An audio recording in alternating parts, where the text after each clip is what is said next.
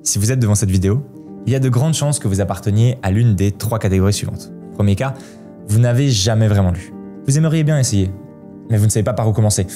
Ça vous fait un peu peur, voire un peu honte. Deuxième cas, plus jeune, vous aimiez plutôt bien les histoires, mais vous avez été dégoûté par certaines lectures obligatoires à l'école et vous vous en gardez un souvenir amer. Troisième cas, vous aimez bien la lecture, mais par manque de temps, pour diverses raisons, et parfois même sans trop savoir pourquoi, vous ne lisez pas autant que vous le souhaiteriez. Et si vous vous reconnaissez dans l'un de ces 3 cas, c'est normal. Vous faites partie d'une grande majorité de gens.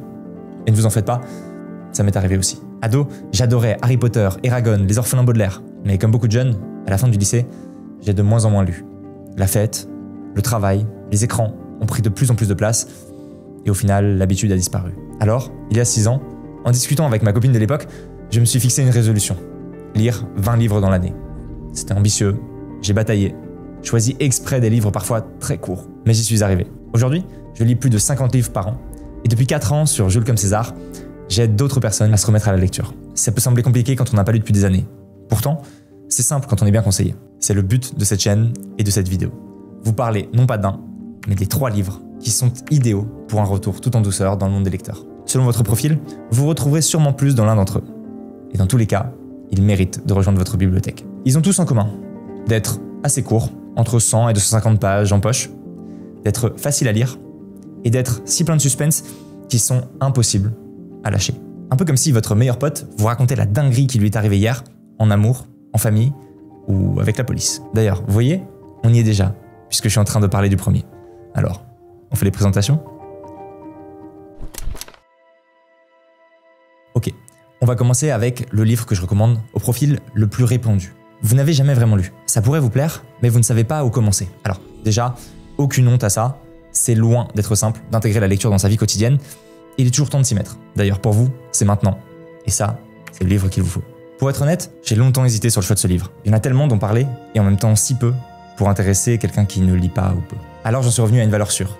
Agatha Christie, la plus grande écrivaine de romans policiers britannique et sans doute de l'histoire. Elle a écrit des dizaines d'ouvrages et vendu plus de 100 millions de livres. Le jour de sa décoration, la reine d'Angleterre lui a dit « Vous êtes la première personne que je rencontre qui est plus connue que moi ». Les enquêtes de son héros Hercule Poirot ont fait le tour du monde et ont été adaptées en film ou en série télévisée. On connaît tous Le Crime de l'Orient Express ou Une mort sur le Nil par exemple. Eh bien Les 4 est l'une des enquêtes d'Agatha Christie les plus passionnantes. Ici, pas de fioriture. Dès la 2e minute de jeu, un crime est commis devant le nez du détective, chez lui-même. Poirot ne le sait pas encore, mais il a sous les yeux l'un des hommes les plus mystérieux, vicieux et doués auxquels il aura affaire. Pire encore, c'est l'un des membres d'une congrégation de 4 criminels à l'international qui complotent pour renverser le monde. Une citation pour vous mettre dans le bain. Le visage de Poirot se fit très grave. C'est un duel à mort, mon ami. Vous et moi d'un côté, les 4 de l'autre. Ils ont gagné la première partie, mais ils ont échoué dans leur plan pour m'éloigner. Désormais, ils auront affaire à Hercule Poirot. 200 pages pour 5,90 aux éditions du Masque, je vous garantis que vous en avez pour votre argent. Précision hyper importante pour moi, au cas où vous vous poseriez la question, l'édition importe peu. Il faut seulement, et ça c'est très important, que vous choisissiez une couverture qui vous plaise. Deuxième profil de futur lecteur. Pour ceux qui ont toujours bien aimé les bonnes histoires, les romans policiers ou fantastiques ados, mais qui ont lâché avec l'école. D'ailleurs, vous dites peut-être que vous passez d'une époque où vos profs vous disaient quoi lire, à une autre où Jules vous dit quoi lire.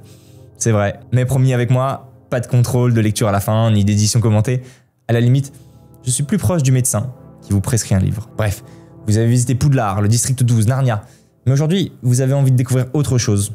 Et vous avez raison. Alors, le livre que je vous recommande, c'est Chanson douce de Leila Slimani. Vous avez sans doute entendu parler de La femme de ménage. Ça, c'est pareil, mais en mieux écrit. À mi-chemin entre un thriller et de la littérature blanche contemporaine. Vous savez ce que c'est un thriller ? Si vous le savez pas, lisez ça. Croyez-moi, il vous tiendra éveillé la nuit. C'est pas pour rien que Leila Slimani a obtenu plusieurs prix pour ce roman, notamment le Goncourt 2016. Chanson douce, c'est une histoire tragique de crime.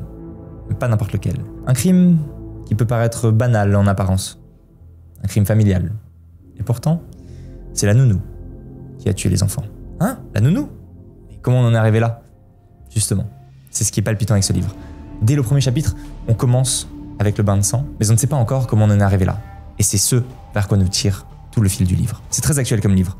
Le vocabulaire, l'ambiance, mais aussi les situations. Myriam et Paul sont un jeune couple d'urbains qui cherchent à faire garder leurs enfants par une nounou. Leurs liens sentimentaux et la manière dont ils se parlent, leur rapport au travail, à l'équilibre pro-perso, à l'éducation de leurs enfants, tout ça trace un portrait fin, ironique et piquant de couples qu'on peut sans doute reconnaître dans notre entourage. Et quand enfin ils croient avoir trouvé la perle rare, Ils sont aux anges. Ils confient tout de leur famille, de leurs enfants, à cette nounou, qui finit par prendre un peu trop de place chez eux.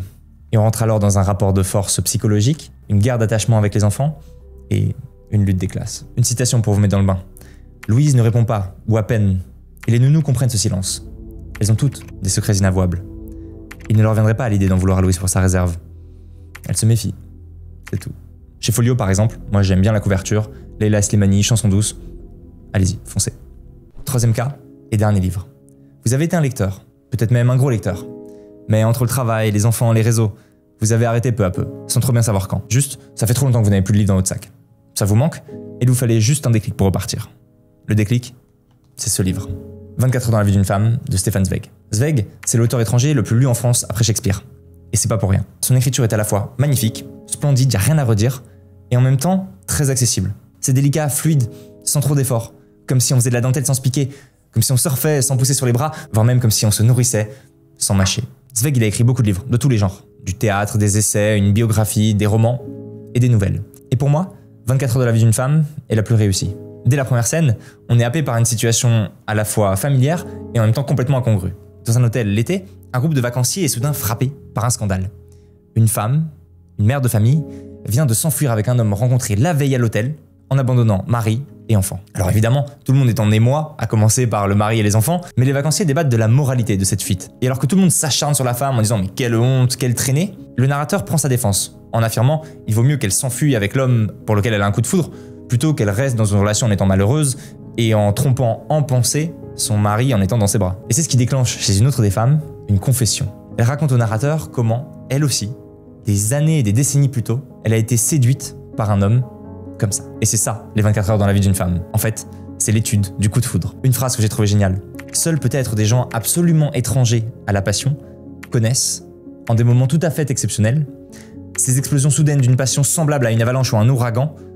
Alors, des années entières de force non utilisée se précipitent et roulent dans les profondeurs d'une poitrine humaine. Bref, c'est un style plus travaillé que les précédents, donc plus approprié pour des personnes qui ont l'habitude de la lecture, mais ça reste accessible. Et peut-être que ça vous causera le grand bonheur de tomber amoureux de Zweig et de vouloir lire ses autres œuvres qui sont toutes géniales. En plus, ça coûte 4 €, chez Livre de Poche, ça vaut le coup. Alors, ma sélection, on peut la contester. Moi-même, j'ai tergiversé pendant des jours, si vous saviez.